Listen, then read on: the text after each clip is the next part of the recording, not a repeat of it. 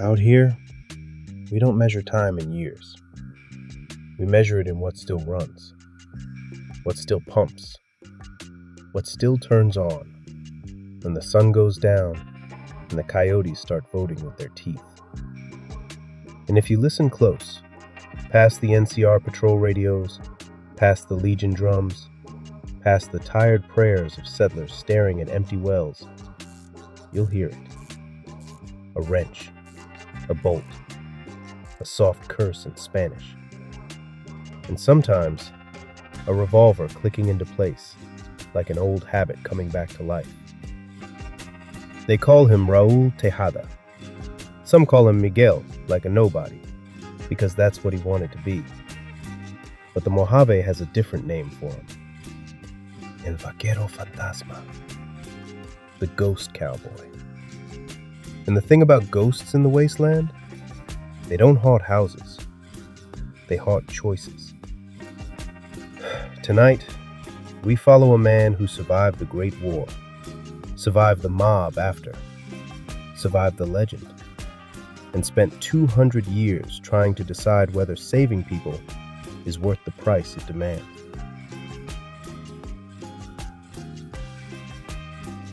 Raul was born before the world ended. 2047, Mexico, a ranch near Mexico City. Not a palace, not a bunker, just land, family, work. And in a place like that, you learn two skills fast: how to fix what breaks and how to shoot what comes to take it. Call it traditional education. Then 2077 arrives like a slammed door. The sky turns into a bruise, the cities become ovens, and the news, if you even had a radio left to hear it, was simple. The world didn't end politely. It ended hungry. At first, Raul's ranch survives the blast wave. But survival doesn't mean safety. Because after the bombs, the real flood comes on foot. Refugees, starving families, people with hollow eyes and desperate hands. The Tejadas try to help. They share what they can. They stretch supplies until stretch becomes tear. And then the day comes when there's nothing left to give without killing your own children slowly. So Raul's father starts turning people away, and the Wasteland learns a lesson it never forgets. Kindness is a resource, and people will kill you for it when it runs out.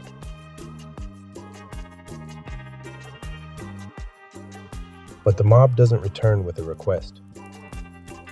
Therefore, it returns with fire. 24 men. Nighttime. They set the ranch house burning. They bar the doors. And in a few minutes, a whole family becomes smoke. Raul loses his parents, his grandmother, brothers, sisters. A bloodline ends in a locked room. But he gets one thing back from the flames: his little sister, Rafaela. He pulls her out a window. Barely. And then he does what desperate men do. He becomes a weapon. The ones who chase them, he kills. The ones who run, he lets go. Because revenge is loud. Protection is urgent. And a man carrying a child doesn't have the luxury of becoming a legend. But the Wasteland doesn't care what you intend to be. It only cares what you survive as. So Raul promises Rafaela they'll find safety. Maybe the city. Maybe the vaqueros she loves. Those cowboy performers. The bright costumes. The old songs. And they walk into Mexico City like it's a shelter. But it isn't. It's a carcass. A radioactive ruin. Crime reborn as religion. They scavenge. They hide. They run. They treat Raul's burns, and the radiation, slow as debt, starts collecting on his body. He jokes about it later, calls himself a handsome devil. But there's nothing handsome about skin turning into leather because the world decided your flesh was acceptable collateral.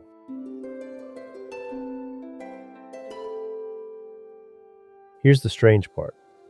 In the middle of hell, Raul finds a costume shop that still stands, and inside, an intact Vaquero outfit. He takes it, not for power, not for pride, for Rafaela. He wears it back to camp, and she laughs, the first real laugh since the bombs. That laugh is the purest treasure Raul ever finds. But the Mojave, and Mexico's wastes before it, are machines that turn symbols into targets. The outfit makes him visible. Invisibility makes you a story. A story makes you a challenge. Young punks start hunting him to prove themselves. But Raul's eyes are sharp, his guns are quick, so he survives. And survival becomes reputation, and reputation becomes myth. El Vaquero Fantasma, a ghost cowboy in the ruins. But legends don't protect the people you love. They attract the people who want to hurt you through them. And Raul, sick, bedridden, weak for a moment, loses Rafaela to raiders. I'm not going to dress it up. The Wasteland doesn't. She's taken from him violently, murdered. And the second half of his soul goes with her. That's the moment a man stops being a person and becomes a consequence.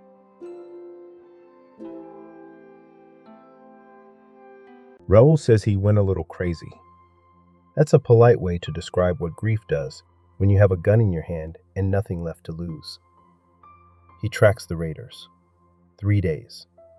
Across dust and stone and hate. And then he charges their camp. Not tactical, not clean, just fury. 2 dead before they know he's there. The rest shoot him to pieces. And he keeps firing anyway. Another. Another. He doesn't stop until they're all dead. And when it's over, he's a riddled husk in the dirt. He should die. Any sane body would. But rage is a fuel. A terrible one. And sometimes it burns longer than blood. So he crawls back toward civilization like a ghost dragging its own coffin. And somewhere in the recovery, in that quiet, aching place between breath and blackout, he realizes the truth that kills more heroes than bullets. All the gunfighting got him nothing. No family back. No sister back. No peace. Just more scars that itch in the rain.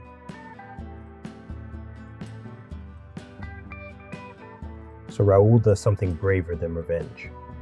He quits the legend. He takes off the Vaquero duds.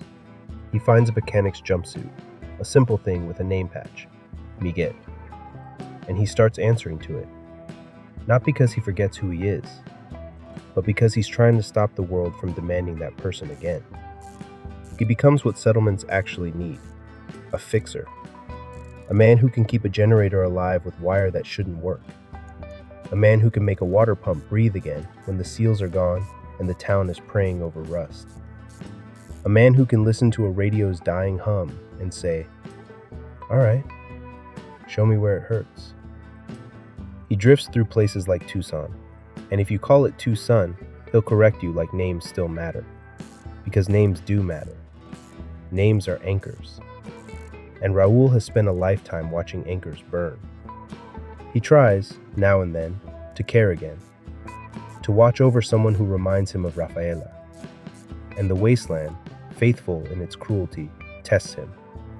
Forces him into violence again. Not because he wants it. Because predators read peace as weakness.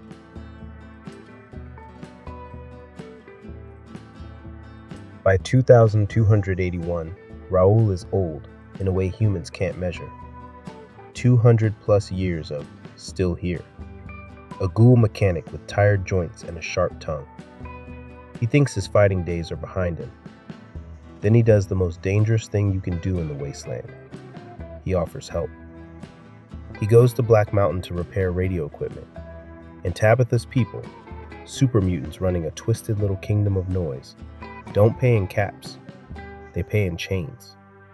So Raul ends up locked in a cell, not because he was weak, because he was useful. And then the courier arrives, that wandering variable that keeps breaking the Mojave's math. Raul joins up, not because he's chasing glory, but because a locked cage teaches you something simple. Retirement isn't always your choice.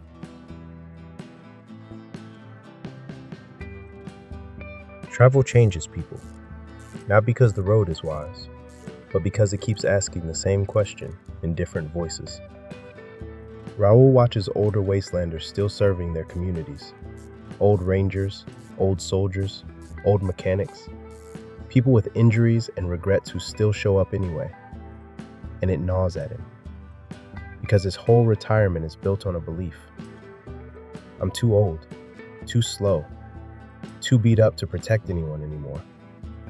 But then he sees them, still carrying their piece of the world, and he realizes something uncomfortable. Maybe he didn't retire for peace. Maybe he retired out of fear. Fear of failing again. Fear of getting close again. Fear of becoming the ghost that survives while everyone else dies around him. He admits it. He's always had doubts.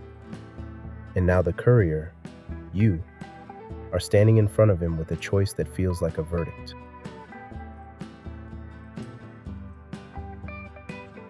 Here's where Raul's story becomes a forked road. Because the Mojave doesn't just ask what you can do, it asks what you should do with the years you have left. Path 1. He lays the gun down for good. He makes peace with growing old. He retires to outer Vegas, fixes machinery, keeps the lights on for people who never learn his real name. A quiet dignity. Path 2. He picks the gun back up. He puts on the Vaquero outfit again, not for fame, but for Rafaela. And the Mojave fills with stories. A ghost vaquero hunting the ones who prey on the weak. A moving warning sign with a revolver for punctuation. Neither path is selfish. That's what makes Raul different. He doesn't want power. He wants atonement. Whether that's repairing the only water pump in a settlement or putting a raider in the dirt before they make someone else's sister into a memory. And if you listen carefully, you can hear the real truth beneath both endings. Raul isn't choosing between gun and wrench. He's choosing between distance and responsibility.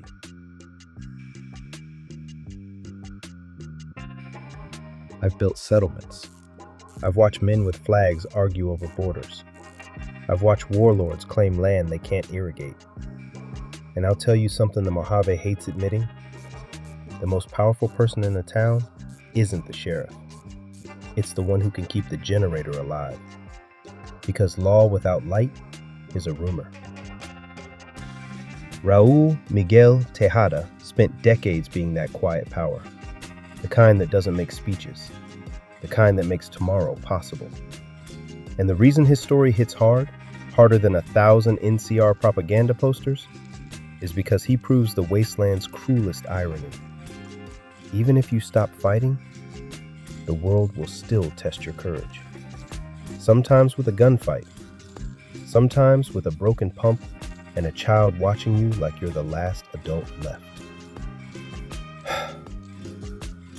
Raul survived 2 centuries not because he was invincible, but because he kept finding ways to be useful after usefulness stopped being rewarded.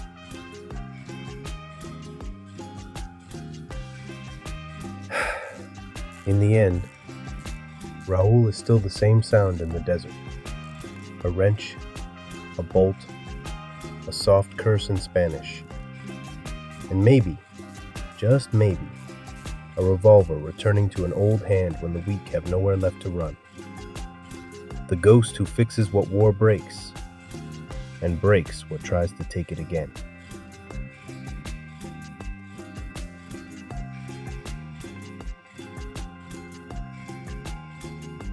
Raul jokes that he's an open book, but the book's in Spanish and some pages have fallen out.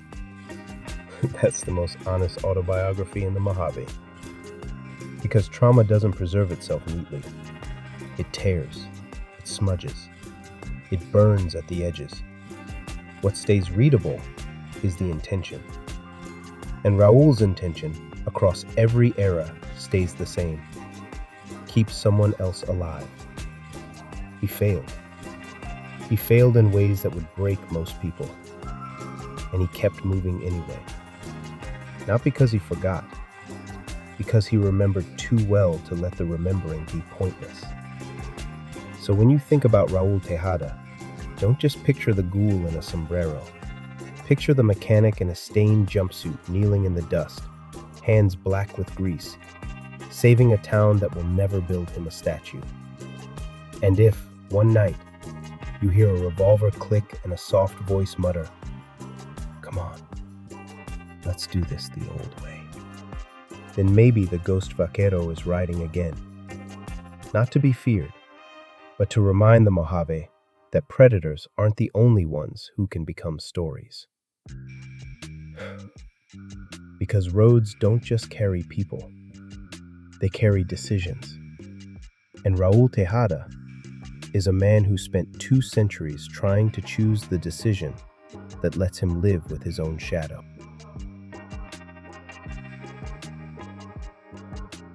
People love legends.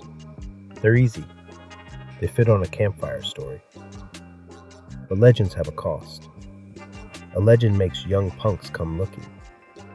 A legend makes raiders bring bigger guns. A legend turns your face into a bounty poster, even when you never asked for the ink. Raul learned that in Mexico City. That Vaquero outfit gave Rafaela one laugh and gave the Wasteland one more myth to chase. So if he rides again, it can't be for ego. It has to be for something steady, something clean, justice, deterrence, protection. And if he stays retired, it can't be cowardice. It has to be acceptance.